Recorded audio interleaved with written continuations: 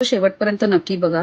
कदाचित तुम्हाला ही गोष्ट कळेल ह्याच्यामुळे, की ती व्यक्ती तुमच्या आयुष्यातून का तुमच्यापासून लांब गेली आहे.